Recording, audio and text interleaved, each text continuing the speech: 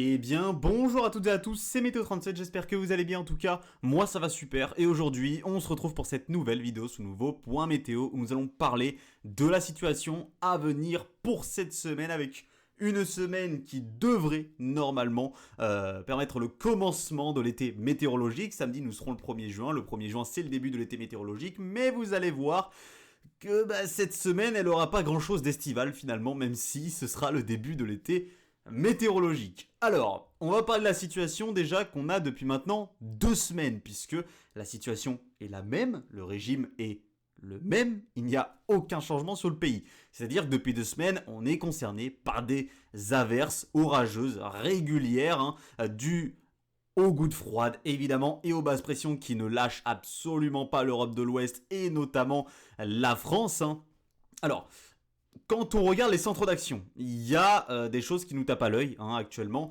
Moi, ce qui me tape à l'œil, c'est l'anticyclone des Açores. Tout simplement, l'anticyclone des Açores, il est scotché aux Açores. Ça fait maintenant plusieurs mois qu'il est scotché aux Açores, l'anticyclone des Açores. Ces dernières années, il avait une grande tendance à remonter du côté de l'Europe de l'Ouest, mais là, depuis fin 2023 et évidemment la première moitié de cette année 2024, l'anticyclone des Açores, il est dans les Açores, il ne bouge pas, d'où le fait que il y a libre circulation pour les basses pressions atlantiques de venir concerner l'Europe de l'Ouest tout simplement, d'où le fait que on est concerné très régulièrement par ces basses pressions depuis des mois et des mois maintenant, avec un hiver qui a été humide, un automne qui a été humide, un printemps aussi qui est humide, qui a été humide, clairement. Ce mois de mai finit avec un énorme excédent pluviométrique, ce mois de mai est très humide, mars a été très humide, avril un petit peu moins, mais évidemment si on fait la moyenne, le printemps est très humide. Donc y a ça qui nous tape à l'œil déjà depuis plusieurs mois. Et ce qui tape à l'œil, là, c'est pas depuis plusieurs mois, c'est depuis plusieurs semaines, voire depuis fin avril, début mai, c'est la présence des hautes pressions, plutôt du côté de la Scandinavie. Alors, ce qu'il faut savoir, c'est que la Scandinavie, elle était concernée par des températures sous les normes depuis plusieurs mois. Il me semble que c'était depuis la fin de l'automne 2023, depuis octobre ou novembre 2023, la Scandinavie était concernée par des températures sous les normes. C'était vraiment la seule région d'Europe qui était concernée par ces températures sous les normes. Et donc pendant plusieurs mois, la Scandinavie a été sous les normes, et durant tout l'hiver, il me semble, décembre, janvier, février, la Scandinavie était sous les normes. Mars, avril aussi, je crois. Et là, la tendance a changé depuis le mois de mai notamment, puisque les hautes pressions ont décidé de s'installer en Scandinavie. Alors, du coup, qu'est-ce qui se passe? Vu que les hautes pressions s'installent sur la Scandinavie, les dépressions, les gouttes froides, si vous préférez, elles se frayent un chemin ici du côté de l'Europe pour glisser progressivement vers les Balkans. Voilà, ça c'est un schéma que l'on a maintenant depuis plusieurs semaines, et évidemment sur leur passage, il y a l'Europe de l'Ouest, il y a la France, et ces gouttes froides, parfois, elles réussissent carrément à rester bloquées du côté de l'Europe de l'Ouest, puisque parfois on a ici une ceinture, enfin on a des remontées ici de haute pression, de haut géopotentiel, depuis donc évidemment les géopotentiels subtropicaux ici de l'Afrique du Nord, jusque donc à ces hautes pressions que l'on a depuis la Scandinavie. Donc on a une barrière parfois qui se forme et qui donc bloque tout simplement les basses pressions du côté de l'Europe de l'Ouest. Donc, l'anticyclone des Açores, lui, ne bouge pas, il est toujours sur les Açores, donc les dépressions, elles viennent ici, elles viennent, avec évidemment l'effet de Coriolis, elles viennent depuis l'ouest, elles se décalent vers l'est, vers l'Europe de l'Ouest, et elles restent bloquées puisqu'elles se retrouvent ici face à un mur tout simplement, ou alors parfois elles passent jusqu'au Balkan, mais elles nous concernent toujours évidemment ces gouttes froides. Donc ce schéma, ça fait plusieurs semaines maintenant qu'on l'a, alors notamment depuis ces 2 dernières semaines, depuis le 14 mai, d'où le fait que depuis le 14 mai, on est dans les normes. L'anomalie thermique du 14 au 26 mai, elle est de plus 0,1, et d'où le fait qu'on a toujours le même schéma et les mêmes régimes qui se répètent maintenant depuis notamment 2 semaines, avec donc ces bas de pression, ces gouttes froides et ces averses orageuses qui se sont multipliées donc sur le pays. Le schéma va un peu changer cette semaine, c'est-à-dire que là, on sera toujours concerné par les gouttes froides, mais regardez ce qui va se passer progressivement avec les hautes pressions, notamment sur l'Atlantique dans un premier temps, et aussi avec les hautes pressions du côté de la Scandinavie.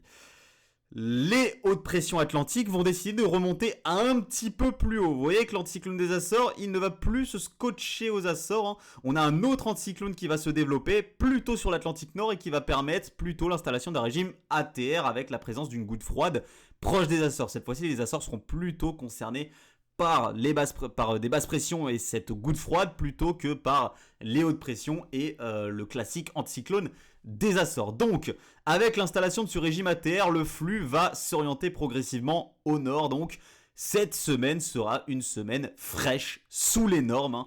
Alors, ça va commencer déjà en ce début de semaine, hein. Ce lundi, ce mardi, ce mercredi seront des journées déjà sous les normes avec quelques passages humides, notamment dans la moitié nord, puisque regardez, dans la moitié sud, on a quand même les hautes pressions, hein, qui essayent de s'installer, mais qui vont évidemment se faire chasser durant la semaine et notamment la deuxième partie de semaine, hein. Donc dans un premier temps, entre lundi et mercredi, ce sera plutôt la moitié nord qui sera concernée par quelques passages humides. Alors attention quand même à quelques développements orageux entre l'arrière-pays provençal et la région Rhône-Alpes ce lundi, hein, des orages qui resteront la plupart du temps évidemment faibles à modérés, qui pourront donner localement pas mal de pluie, notamment en allant vers les Alpes.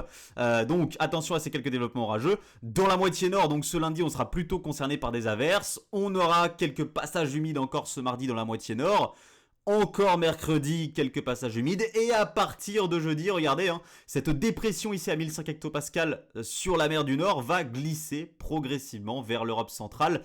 Et elle va donc influencer tout simplement notre pays. Donc cette humidité, elle ne va plus rester coltinée à la moitié nord à partir de la journée de jeudi. Elle va tout simplement venir se généraliser au pays. Donc entre jeudi et dimanche, malheureusement, hein, cette humidité va se généraliser et c'est donc une grande majorité des régions de notre pays qui seront concernées par des averses. On est évidemment à la fin du mois de mai, on arrive à l'été météorologique, on est dans un flux nord, donc flux nordique, qui dit flux nordique dit averse, hein, tout simplement, très peu orageuse malheureusement, très rarement orageuse, ce sera vraiment juste des régimes d'averses, voilà, en flux de nord, donc un régime un peu éclaté. Je préférais encore le régime qu'on avait ces dernières semaines de gouttes froides qui donnaient des averses orageuses plutôt que ce régime en flux de nord qui va juste nous donner des averses tout simples, hein, voilà, accompagnées parfois de grésil, etc. Mais qui seront pas très orageuses malheureusement par rapport à ce qu'on a eu ces dernières semaines. Donc à partir de jeudi, généralisation, voilà, des averses, hein,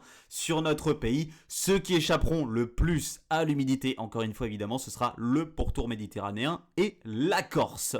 Donc, flux de nord, hein, à partir de ce milieu de semaine notamment. Donc la fraîcheur va s'accentuer encore un petit peu plus pour la deuxième partie de semaine, hein, et donc il faudra surveiller l'anomalie thermique du mois de mai. Soit mai finit pile dans les normes, hein, à 0 tout simplement, soit mai pourrait potentiellement finir un tout petit peu sous les normes. Quand je dis un tout petit peu sous les normes, c'est moins 0,1, moins 0,2, c'est pas exceptionnel, mais par rapport aux anomalies thermiques positives qu'on a depuis 27 ou 28 mois consécutifs, ce serait limite historique, hein, par rapport à ce qu'on a ces dernières années, d'avoir une petite anomalie dans le négatif, même si l'anomalie sera pas énorme, hein. Moins 0,1, moins 0,2, c'est pas énorme, mais bon, c'est possible par rapport au régime que l'on va avoir, hein, durant cette semaine. Donc on va surveiller les températures, on va surveiller l'anomalie thermique du mois de mai 2024 pourrait, c'est un potentiel, ce n'est pas sûr, hein, être le tout premier mois depuis 27 ou 28 mois à avoir une anomalie négative. Ce serait historique, hein, limite, hein, par rapport à ce qu'on a ces derniers mois, tout simplement. Donc voilà en somme, hein, à quoi il faut vous attendre pour cette semaine. Malheureusement, on sera toujours concerné par les basses pressions avec des températures plus fraîches que la norme durant toute la semaine, hein. Ce sera vraiment de lundi à dimanche, hein, fraîcheur et humidité pour notre pays. D'abord entre lundi et mercredi plutôt dans la moitié nord et à partir de jeudi, tout cela va se généraliser aux trois quarts de notre pays, excepté pourtour méditerranéen et Corse. Voilà. Pour la suite de votre mois de juin. Alors, les modèles se mettent en accord sur le fait que, regardez, les hautes pressions ont quand même tendance à essayer de prendre du volume, hein, du côté de l'Europe. Elles prennent en latitude, on voit les hautes pressions, hein, les géopotentiels subtropicaux qui remontent, hein, forcément. On arrive à l'été météorologique, samedi on sera le 1er juin. Donc, on voit les hautes pressions qui remontent.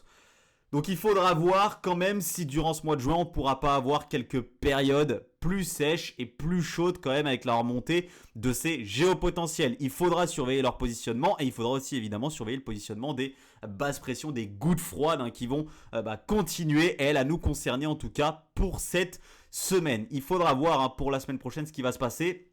Dans les tendances, juin pourrait rester un peu instable, orageux, toujours sous l'influence des basses pressions. Donc on verra bien ce qu'il va se passer pour les prochaines semaines. Mais en tout cas, pour cette semaine, attendez-vous à de la fraîcheur, surtout malheureusement, à un temps qui ne sera pas estival, sauf dans la moitié sud où vous aurez un petit peu plus de soleil, mais les températures ne vont pas suivre. Alors évidemment, au soleil, ça va chauffer un peu. On arrive quand même, on est à la toute fin du printemps, on arrive à l'été, donc forcément, ça va chauffer un petit peu plus au soleil.